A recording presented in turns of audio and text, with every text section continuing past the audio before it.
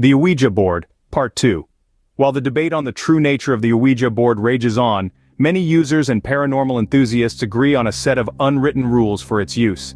These guidelines are designed to protect users from potential negative experiences and to ensure respectful communication with any entities that might be contacted. Here's a closer look at some commonly agreed upon rules for using a Ouija board.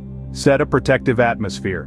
Before beginning a session, creating a protective atmosphere around the space is advised. This can be done through a prayer, setting a circle of salt, or any method that aligns with your beliefs. The intention is to create a barrier against evil spirits. Never use a Ouija board alone.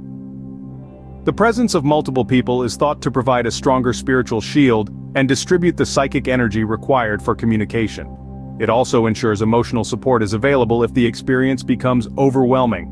Be clear and respectful with your intentions. Start the session by clearly stating your intentions aloud, specifying that only spirits with good intentions are welcome to communicate. This establishes the tone and purpose of the session, signaling respect for the spirit world. Avoid certain questions. There are topics considered risky or taboo, such as asking about your death or other people's deaths. These subjects might attract negative energies or lead to distressing answers. Again, and this can't be stressed enough, never ask about anyone's death, especially your own. Read that part again. Always say goodbye. Perhaps the most crucial rule is always to conclude the session by moving the planchette to goodbye and saying goodbye. This formally closes the communication portal, preventing spirits from lingering or attaching themselves to the users or the space. Do not ever leave it open. Store the board properly after use. Store the board and planchette separately, ideally wrapped in a cloth with protective symbols or meanings. This ensures the board is respectfully kept and not inadvertently activated. Never leave the planchette on the board, and as for getting rid of the board, do not try to burn it. There are varying beliefs about destroying the board, so we won't go into those here.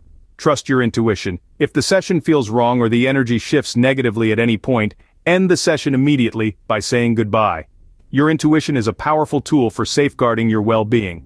Never use a board in a cemetery, graveyard, or location of violent events. Never, ever, ever, ever, ever, ever, ever, ever. Have I stressed never enough? Play with a board in a graveyard or somewhere where a violent murder took place. This can become a gateway for an evil entity through the veil.